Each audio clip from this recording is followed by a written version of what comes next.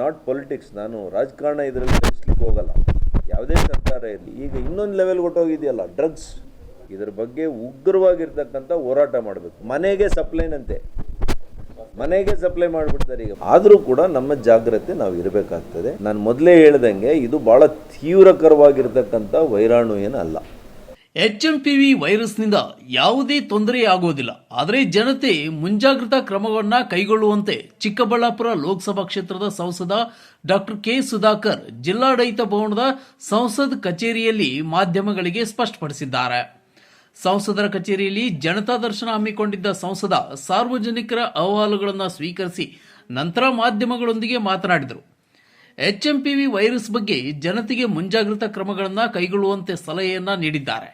ಇನ್ನು ವೈರಸ್ ಕುರಿತು ಸರ್ಕಾರ ತಕ್ಷಣ ಟಾಸ್ಕ್ ಫೋರ್ಸ್ ಸಮಿತಿಯನ್ನ ರಚಿಸುವಂತೆ ಸೂಚಿಸಿದ್ದು, ಸದ್ಯ ವೈರಸ್ನಿಂದ ಯಾವುದೇ ಅನಾಹುತ ನಡೆಯುವುದಿಲ್ಲ, ಆದರೆ ಸರ್ಕಾರ ಮುಂಜಾಗ್ರತಾ ಕ್ರಮವನ್ನು ಕೈಗೊಳ್ಳುವಂತೆ ಸೂಚನೆ ನೀಡಿದ್ದಾರೆ. ಏನಾಗಿರುತ್ತೆ, HMPV ಅದಾಗದೆ ಬಂದು ಅನೇಕ ಟ್ರಾವೆಲ್, ಇಂಟರ್ನ್ಯಾಷನಲ್ ಟ್ರಾವೆಲ್ ಆಗುತ್ತೆ, ಇಂಟರ್ ಸ್ಟೇಟ್ ಟ್ರಾವೆಲ್ ಆಗುತ್ತೆ, ಬಂದಿರ್ಬೋದು. ಅದು ತೀವ್ರತೆಯನ್ನು ಆಧರಿಸಿ ಅದನ್ನು ಟೆಸ್ಟ್ ಮಾಡ್ತಾರೆ. ಈಗ ಮಗುವಿಗೆ ಬಂದು ಅಥವಾ ಇನ್ಯಾರಿಗೂ ಬಂದು ಅದು ಹೋಗಲು ಗುಣಮುಖರು ಆಗಿರ್ಬೋದು, ಸ್ವಾಭಾವಿಕವಾಗಿ ಗುಣಮುಖರು ಆಗಿರ್ಬೋದು. ಹಾಗಾಗಿ ನಾನು ಮೊದಲೇ ಹೇಳ್ದಂಗೆ ಇದು ಭಾಳ ತೀವ್ರಕರವಾಗಿರ್ತಕ್ಕಂಥ ವೈರಾಣು ಏನಲ್ಲ. ಕಂಪೇರ್ ಟು ನೀವು ಡೆಲ್ಟಾ ವೈರಸ್ ಬಂದಾಗ ಯಾವ ಥರ ಇತ್ತು ಆ ರೀತಿಯ ವೈರಾಣು ಏನಂತೂ ಅಲ್ಲ ಇದು. ಆದರೂ ಕೂಡ ನಮ್ಮ ಜಾಗ್ರತೆ ನಾವು ಇರಬೇಕಾಗ್ತದೆ. ಮತ್ತು ಅನಗತ್ಯವಾಗಿ ಜಂಗುಳಿ ಸೇರುವಂಥದ್ದು ಮತ್ತು ಪ್ರೋಟೋಕಾಲ್ಸನ್ನು, ಈ ಆರೋಗ್ಯ ಇಲಾಖೆಯವರು ಪ್ರೋಟೋಕಾಲ್ಸ್ನ ಬಿಡುಗಡೆ ಮಾಡಬೇಕು. ಮೊದಲು ನಾವು ಯಾವ ರೀತಿ ಕೈಗಳನ್ನು ವಾಶ್ ಮಾಡ್ಕೋಬೇಕು, 30 ಸೆಕೆಂಡು ಸಾಬೂನಿನಿಂದ, ಸೋಪ್ನಿಂದ ಅದನ್ನು ಪದೇ ದಿನದಲ್ಲಿ 4-5 ಬಾರಿ, ಮತ್ತು ಕೈಯಿಂದ ಮೂಗು ಮುಖ ಮುಟ್ಕೊಳ್ಳೋ ಅದನ್ನು ನಿಯಂತ್ರಣ ಮಾಡಬೇಕು. ಅನಗತ್ಯವಾಗಿ ನಿಮ್ಮ ಕೈಗಳಲ್ಲೇ ಆಗಲಿ ಮುಖ ಮೂಗನ್ನು ಇದನ್ನು ಮುಟ್ಟಬಾರ್ದು. ಮತ್ತು ಅನಗತ್ಯವಾಗಿ ಇದು ಸೆಕೆಂಡ್ ಕೊಡೋವಂಥದ್ದು, ಇವು ಕೂಡ ಸ್ವಲ್ಪ ಎಚ್ಚರಿಕೆಯಿಂದ ನೋಡ್ಕೋಬೇಕು. ಅದಕ್ಕೆ ನಮ್ಮ ಹಿಂದಿನವರು ಮೊದಲಿಂದನೂ ಎರಡೂ ಕೈ ಮುಗಿದು ನಮಸ್ಕಾರ ಮಾಡೋದು, ವೈಜ್ಞಾನಿಕವಾಗೇ ಮಾಡಿರೋದು. ಅದು ಇವಾಗ ನಮ್ಗೆ ಅರ್ಥ ಆಗ್ತಾಯಿದೆ. ಹಾಗಾಗಿ ಇದೆಲ್ಲ ಕ್ರಮಗಳನ್ನು, ಮುನ್ನೆಚ್ಚರಿಕೆ ಕ್ರಮಗಳನ್ನು ಕರ್ನಾಟಕದ ಜನತೆ ತಗೋಬೇಕು ಅಂತೇಳಿ ನಿಮ್ಮ ಮೂಲಕ ಎಲ್ಲರನ್ನೂ ಕೂಡ ನಾನು ವಿನಂತಿಯನ್ನು ಮಾಡ್ತೀನಿ. ಗಾಂಜಾ ಸೇವನೆಯನ್ನು ಗಡಿ ಜಿಲ್ಲೆಯಲ್ಲಿ ಚಿಕ್ಕಬಳ್ಳಾಪುರ, ಬಳ್ಳಾರಿ, ಕೋಲಾರ, ಬೀದರ ಹಾಗೂ ಕಲಬುರಗಿ ಜಿಲ್ಲೆಗಳಲ್ಲಿ ಗಾಂಜಾ ಸೇವನೆ ಹೆಚ್ಚಾಗಿದೆ.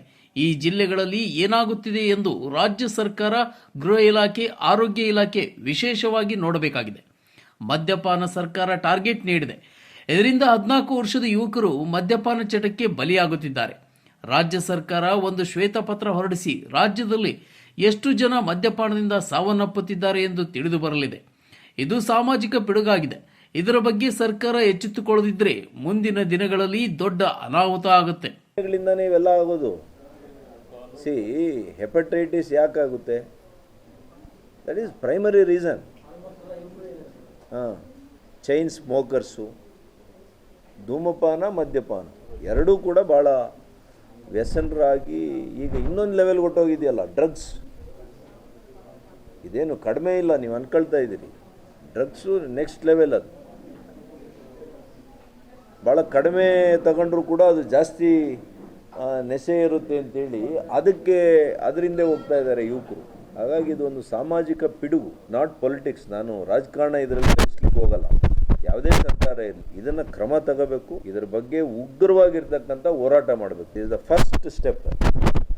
ಯಾಕೆಂದರೆ ಮದ್ಯಪಾನದಿಂದ ಏನೋ ನಮಗೆ ಟ್ಯಾಕ್ಸ್ ಬರುತ್ತೆ ಅಂತ ಹೇಳ್ಬಿಟ್ಟು ಈ ಎಕ್ಸೈಸ್ ಅಧಿಕಾರಿಗಳೇ ದಿನಸಿ ಅಂಗಡಿಯಲ್ಲೂ ಮಾರ್ತಾರೆ, ಪಾನಿಪುರಿ ಅಂಗಡಿಯಲ್ಲೂ ಮಾರ್ತಾರೆ, ಎಲ್ಲ ಅಂಗಡಿಗಳಲ್ಲೂ ಮದ್ಯಪಾನ ಸಿಗುತ್ತೆ.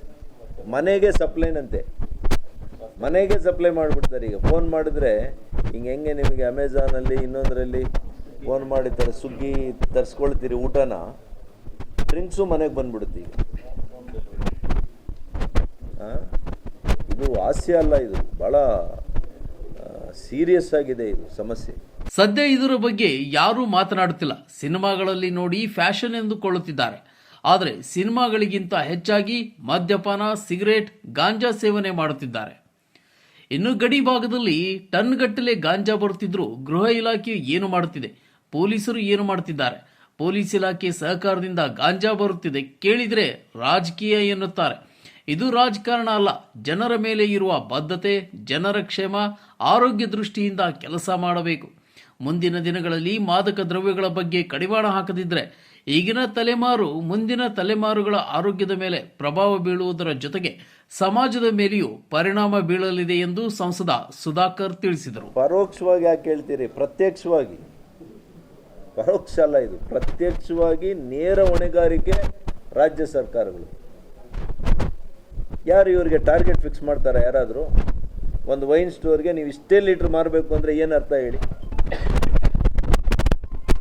ಒಬ್ಬ 10ನೇ ಕ್ಲಾಸು 100% ರಿಸಲ್ಟ್ ಬರಬೇಕು ಅನ್ನೋ ಟಾರ್ಗೆಟ್ ಫಿಕ್ಸ್ ಮಾಡೋದು ಬೇರೆ, ಇಷ್ಟು ರಸ್ತೆಗಳು ಈ ಥರ ಮಾಡಬೇಕು ಅನ್ನೋ ಟಾರ್ಗೆಟ್ ಫಿಕ್ಸ್ ಮಾಡೋದು ಬೇರೆ. ಮದ್ಯಪಾನಕ್ಕೆ ನೀವು ಇಷ್ಟು ಟಾರ್ಗೆಟ್ ಫಿಕ್ಸ್ ಮಾಡಿದ್ರೆ ಮತ್ತೆ ಏನಂತ ಹೇಳ್ತಾ ಇದ್ದೀರಿ? ಜನ ನೀವು ಹೆಚ್ಚು ಕುಡಿಬೇಕು ಅಂತ ನೀವೇ ಪ್ರೋತ್ಸಾಹ ಮಾಡ್ತಾ ಇದ್ದೀರಾ ತಾನೆ?